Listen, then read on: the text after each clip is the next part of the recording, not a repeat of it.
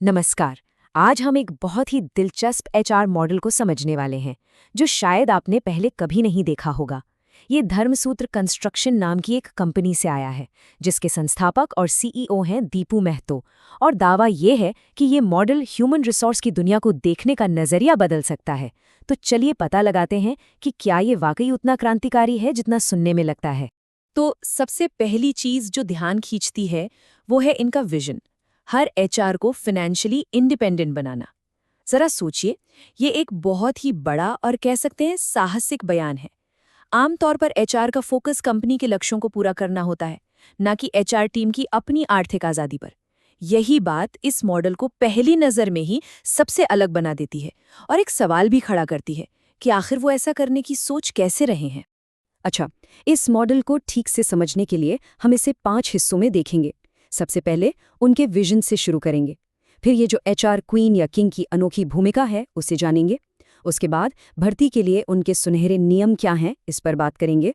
फिर उनका रोज का काम करने का तरीका समझेंगे और आखिर में देखेंगे कि वो अपनी टीम को सफल होने के लिए कौन कौन से साधन देते हैं। तो चलिए सबसे पहली और सबसे जरूरी चीज से शुरू करते हैं, इनका विजन। देखिए, किसी भी अच्छी स्ट्रैटेजी के पीछे एक मजबूत क्यों होता है, तो हम ये पता लगाने जा रहे हैं कि धर्मसूत्र के इस अनोखे नजरिए के पीछे की असली वजह क्या है। तो ये कंपनी है धर्मसूत्र कंस्ट्रक्शन, जो गोरखपुर में है और शुरू से ही नैतिक भर्ती और सतत विकास यानी एथिकल रिक्रूटमेंट और सस्टेनेबल ग्रोथ पर जोर देती है। ये सिर्फ भारी भरकम शब्द नहीं है, जैसा कि हम आगे देखेंगे, यही सिद्धांत उनके पूरे एचआर मॉडल की नींव है। उनके काम करने के तरीके की बुनियाद इन 3 पिलर्स पर टिकी हैं: विश्वास, पारदर्शिता और टीम वर्क। ये सिर्फ दीवारों पर लिखने वाली अच्छी बातें नहीं है, बल्कि असल में वो संस्कृति है जिसमें उनके एचआर प्रोफेशनल्स काम करते हैं और आगे बढ़ते हैं।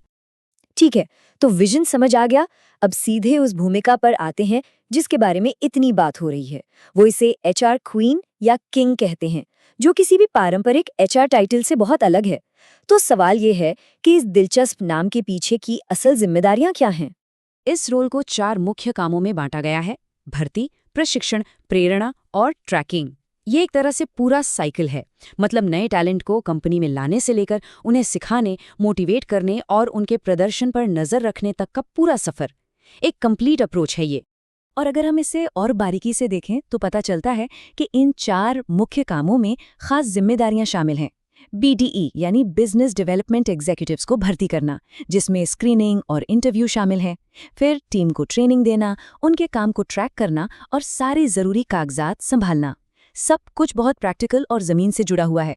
अब यहाँ से चीजें और भी दिलचस्प हो जाती हैं। भूमिका को समझाने के बाद ये दस्तावेज भर्ती के लिए एक बहुत ही सख्त नैतिक ढांचा सामने रखता है। वे इसे भर्ती का सुनहरा नियम कहते हैं और सच कहें तो यही इस पूरे मॉडल की आत्मा है। इस स्लाइड पर आप देखिए क्या करना है और क्या बिल्कुल नहीं करना है, इसकी एकदम सीधी और साफ तुलना की गई है। बाईं ओर वो कहते हैं कि कैंडिडेट से हमेशा सच बोलना है और ज्वाइनिंग की सारी शर्तें साफ साफ समझानी है। और दाईं ओर वो साफ तौर पर किसी भी तरह के झूठे वादे करने से मना करते हैं, मतलब ईमानदारी पर कोई समझौता नहीं। और नैतिकता सिर्फ सच बोलने तक ही नहीं रुकती। इस ढांचे में सम्मान के साथ बात करना, कैंडिडेट की डेटा को सुरक्षित रखना और सभी कानूनी नियमों का पालन करना भी शामिल है। इसका मकसद ये पक्का करना है कि पूरी भर्ती प्रक्रिया निष्पक्ष, पारदर्शी और प्रोफेशनल हो। तो ठीक है, हमारे पास भूमिका है और नियम भी हैं, लेकिन एक एचआर क्वीन या किंग का दिन असल में दिखता कैसा है? चलिए अब उनकी रोज की दिनचर्या पर एक नजर डालते हैं कि ये सब असल में काम कैसे करता है। यहाँ एक बहुत ही व्यवस्थित दिन की रूपरेखा दी गई है। सुबह 9 बजे भर्ती का काम, 11 बजे ट्रेनिंग, दोपहर 1 बजे टीम की मदद और उनकी समस्याओं को सुलझाना और शाम 4 बजे अपनी स्किल्स को बेहतर बनाने और रिपोर्टिंग पर काम करना। ये एक मजबूत स्ट्रक्चर है जो ये पक्का करता है कि सभी जरूरी कामों पर ध्यान दिया जाए, लेकिन इसमें थोड़ी फ्लेक्सिबिलिटी भी है। अच्छा, तो वे किसे भर्ती कर रहे हैं? ये हिस्सा बहुत ही दिलचस्प है। वो उन लोगों पर फोकस कर रहे हैं जिन्हें अक्सर पारंपरिक कंपनियां नजरअंदाज कर देती हैं, जैसे कि हाउसवाइफ्स, कॉलेज स्टूडेंट्स जो पार्ट टाइम काम चाहते हैं, रिटायर्ड प्रोफेशनल्स और ऐसे लोग जिनका सोशल नेटवर्क अच्छा है।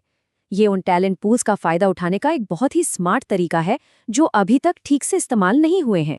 तो एक सही कैंडिडेट में वो क्या गुण ढूंढ रहे हैं? आत्मविश्वास, सेल्फ मोटिवेशन, स्थानीय भाषा की जानकारी और स्मार्टफोन चलाने में माहिर होना। ये सारी क्वालिटीज एक ऐसे इंसान की तरफ इशारा करती हैं जो आज़ाद होकर काम कर सकता है और लोगों से अच्छी तरह बात कर सकता है, जो इस रोल के लिए बहुत ज़रूरी है। जाहिर सी बात है, इस तरह की भूमिका को अच्छी तरह से निभाने के लिए सही टूल्स और सपोर्ट की ज़रूरत तो पड़ेगी ही। तो चलिए देखते हैं कि धर्मसूत्र अपने एचआर क्वींस और किंग्स को सफल होने के लिए देता क्या है। वो एक बहुत ही मजबूत सपोर्ट सिस्टम देते हैं। एक एचआर मैनेजमेंट पोर्टल है, एक ऑटोमेटिक कमीशन सिस्टम है ताकि पेमेंट में पारदर्शिता रहे, ट्रेनिंग के लिए मैनुअल और वीडियोस हैं, किसी भी सवाल के लिए एक एचआर हेल्पलाइन है और यहाँ तक कि बड़ी भर्तियों के लिए फील्ड सपोर्ट भी। मतलब एक पूरा इकोसिस्टम बनाया गया है ताकि एचआर प्रोफेशनल्स के पास अपना काम अच्छी तरह से करने के लिए हर जरूरी चीज हो। इसीलिए ट्रेनिंग के पहले दिन का मकसद बिल्कुल साफ है, हर नए ट्रेनी को ये विश्वास दिलाना कि वो एक प्रोफेशनल एचआर बन सकता है और उसे नैतिक भर्ती का महत्व समझाना। ये सिर्फ स्किल्स सिखाने के बारे में नहीं है, बल्कि एक सही सोच और संस्कृति बनाने के बारे में है। तो धर्मसूत्र कंस्ट्रक्शन का ये मॉडल हमें कहाँ लाकर खड़ा करता है? ये एक बहुत ही अनोखी केस स्टडी है, एक कमीशन आधारित एचआर भूमिका जो नैतिकता और कर्मचारी की आर्थिक आज़ादी पर इतना जोर देती है। जैसे जैसे काम करने के तरीके बदल रहे हैं, ज़्यादा लचीले हो रहे हैं, तो क्या ये मानव संसाधन का नया चेहरा हो सकता है? ये एक ऐसा सवाल है जिसके बारे में सोचने की ज़रूरत है।